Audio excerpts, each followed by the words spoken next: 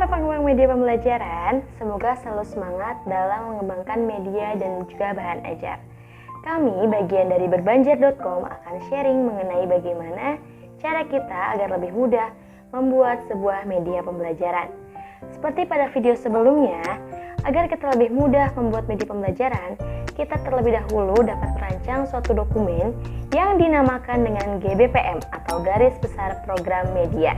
Karena garis besar program media ini adalah menjadi acuan untuk kita membuat sebuah media. Karena di sana akan terdapat beberapa poin yang menjadi acuan seperti struktur media, kemudian tujuan pembuatan media, dan juga isi mengenai media tersebut. Untuk lebih jelasnya, mari kita bahas mengenai satu contoh garis besar program media. Ya, di sini kita memiliki salah satu contoh garis besar program media atau GBPM. Pada GBPM kali ini, kita tidak lupa memberikan judul di atas, yaitu garis besar program media. Seperti ini. Garis besar program media atau GBPM. Selanjutnya kita juga cantumkan nama program atau nama dari media yang akan kita buat, yaitu di sini tercantum cita-citaku karena pada media ini akan membahas mengenai cita-citaku. Kemudian kita juga cantumkan mata pelajaran yang berkaitan dengan media ini atau media ini akan digunakan pada mata pelajaran apa, yaitu seperti di sini ada mata pelajaran bahasa Indonesia. Kita juga cantumkan sasaran atau siapa yang akan menggunakan media ini, untuk siapa media ini akan digunakan, yaitu siswa SD kelas 4 semester 2. Karena pada kelas 4 semester 2 ini ada tema mengenai cita-citaku pada pembelajaran bahasa Indonesia. Karena itu mengapa sasarannya yaitu siswa SD kelas 4 semester 2. Kemudian selanjutnya setelah kita cantumkan sasaran untuk media pembelajaran, kita juga cantumkan pokok bahasan. Pokok bahasan ini adalah bahasan yang akan kita gunakan dalam membuat media pembelajaran. Di sini pokok bahasanya adalah jenis-jenis profesi yang dapat dijadikan cita-cita. Kemudian setelah kita tulis pokok bahasan, kita juga deskripsikan secara singkat mengenai apa media ini, yaitu di sini tercantum mengenalkan berbagai profesi sebagai cita-cita. Jadi pada media ini akan mempermudah atau menjelaskan lebih mudah mengenal berbagai profesi sebagai cita-cita. Selanjutnya kita juga tidak lupa kita cantumkan tujuan pembelajaran dari penggunaan media pembelajaran ini, yaitu yang pertama kita bisa cantumkan 1-2 atau kita juga mengacu pada buku tema siswa atau tema guru. Kemudian selanjutnya setelah kita cantumkan tujuan pembelajaran, kita juga cantumkan kompetensi inti dan kompetensi dasar. Untuk kompetensi inti dan kompetensi dasar ini kita bisa melihat pada buku tema buku guru ataupun buku siswa. Jadi kita cantumkan kompetensi inti, kemudian setelah kita cantumkan kompetensi inti, kita juga cantumkan kompetensi dasar, yaitu kompetensi pengetahuan dan juga keterampilan sesuai dengan materi yang kita angkat untuk kita jadikan dalam media pembelajaran.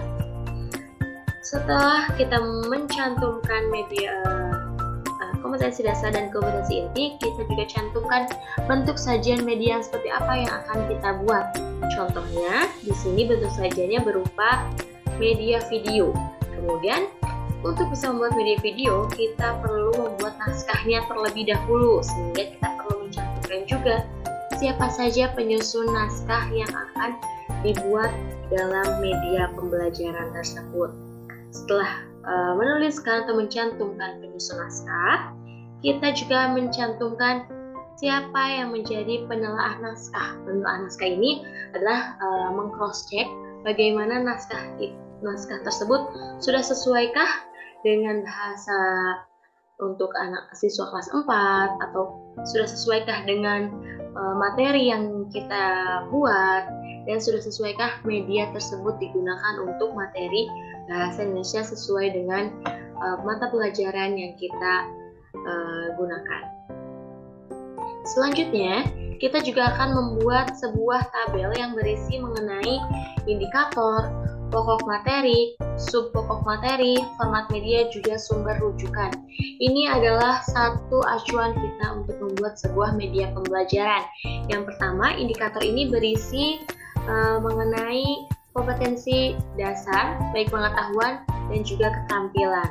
Nah, untuk pokok materinya, yaitu berbagai macam profesi seperti yang sudah kita cantumkan terlebih dahulu di bagian atas tadi.